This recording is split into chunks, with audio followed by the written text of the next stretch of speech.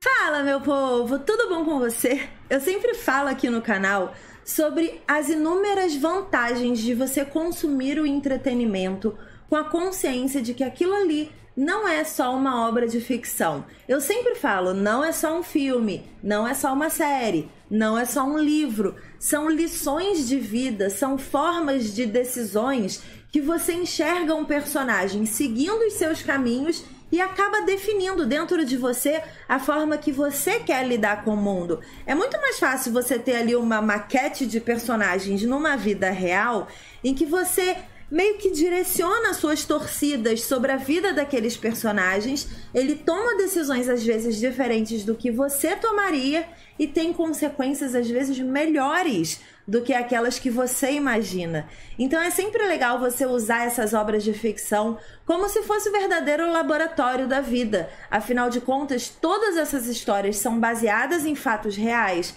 baseadas em lendas reais, baseadas em definições de personalidade e de problemas e de questões que podem acontecer na vida real também. Claro que tem hora que rola uma fantasiada. Rola um vampiro no meio do seu caminho, um lobisomem, e você fica, calma, isso tá muito fantasioso para eu encarar como verdade. Mas os dilemas de todos os personagens humanos acabam sendo muito humanos e acabam servindo de boas lições pra gente. Eu vim aqui recomendar para vocês hoje uma história que reflete um pouquinho do que o Brasil passa. E é muito engraçado falar isso, porque a nossa essência, a nossa história, como povo brasileiro, como país Brasil, é muito miscigenada, né? A gente tem uma mistura muito grande de culturas. A gente era essencialmente um país indígena antes de qualquer outro país chegar aqui e colonizar, dominar, se instalar no nosso território. E enquanto país indígena, para quem ama literatura, para quem ama uma boa história, uma boa lenda antiga, todo povo indígena tem muita fantasia na sua existência. Eles acreditam em rituais, eles têm uma conexão com a natureza que é simplesmente indiscutível e eu acho que inalcançável até hoje, um momento que a gente vive de distanciamento dessa conexão com a natureza. E isso é muito engraçado. Vocês sabem que eu faço yoga, que eu faço meditação, que eu faço diversos rituais que me conectam com a natureza. Eu comento isso muito com vocês o tempo inteiro. E é muito louco assim você perceber que a gente precisa colocar no nosso alarme hoje em dia um momento de conexão com a natureza. Lá, antigamente, quando nós éramos essencialmente um país indígena, com o povo indígena dominando o nosso território, provavelmente a conexão deles com todos os artifícios naturais eram muito mais vivos, eram muito mais ricos, né, na forma de viver deles.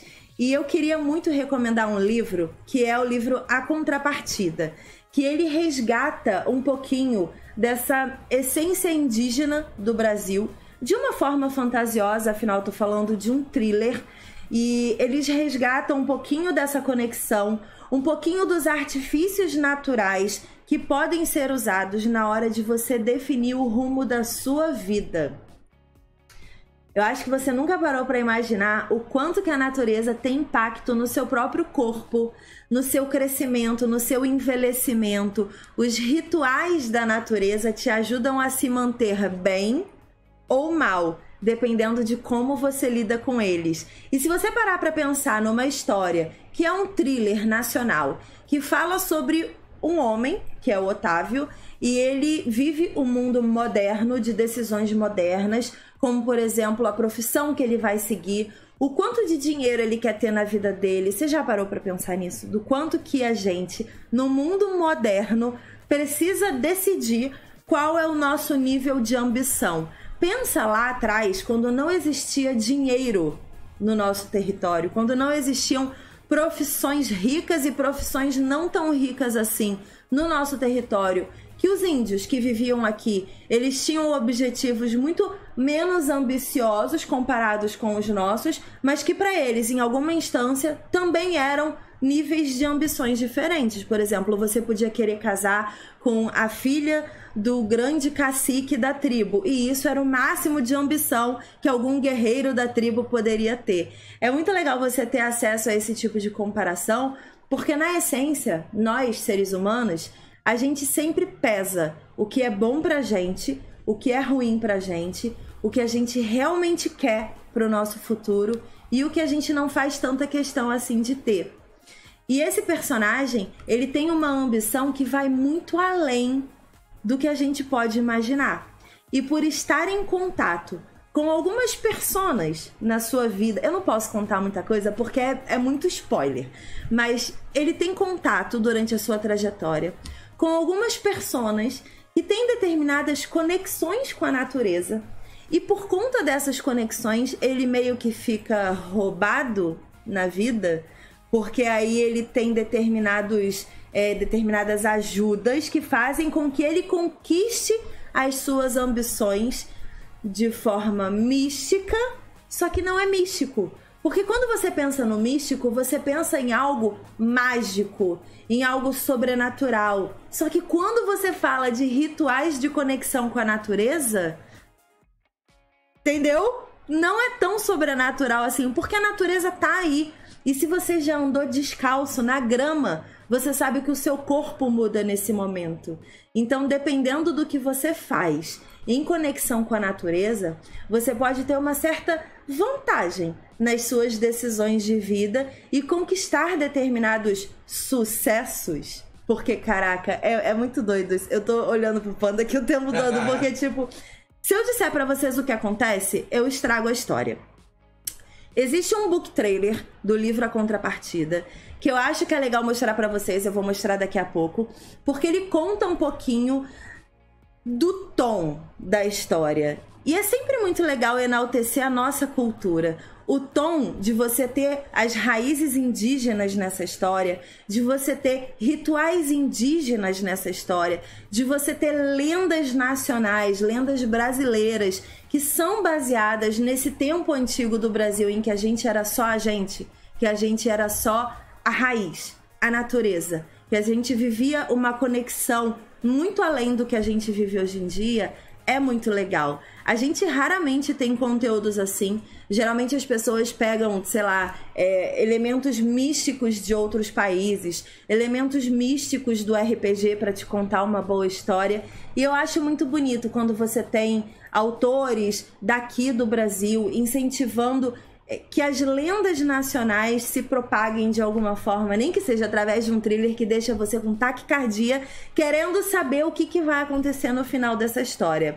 Dicas que eu posso dar para você sobre a Contrapartida. Primeiro, sempre se questione qual decisão você tomaria no momento que Otávio, menino Tavinho, também estiver tentando decidir o que ele faria da vida dele. Pensa você.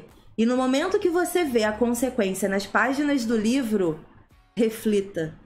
Porque as consequências nem sempre são incríveis para a sua vida e para as decisões que você toma. Ah, que ansiedade para você ler esse livro. Muito em breve esse livro estará à venda em todas as livrarias. Ele é da editora Valentina. A gente já leu, a gente já consumiu essa história rapidamente.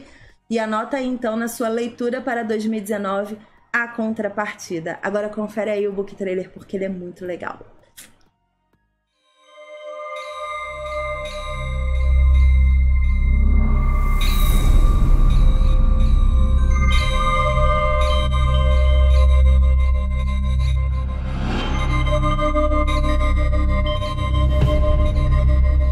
Dá muito trabalho gerir a própria vida, fazer suas próprias escolhas. Muitas vezes aparecem pessoas que te dizem: deixa que eu faço isso para você.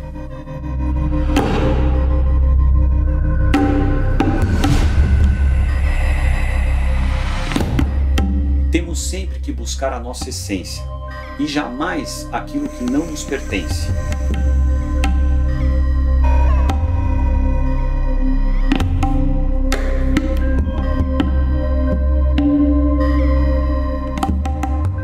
As consequências das nossas escolhas nem sempre são diretas.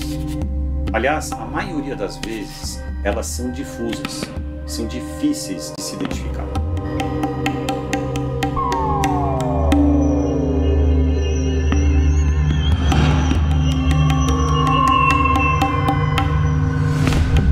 You better turn up. You better be there when I shake. Watch me rocking if I can't stop. If I should fall, just go ahead. Go and catch me, baby. Ooh.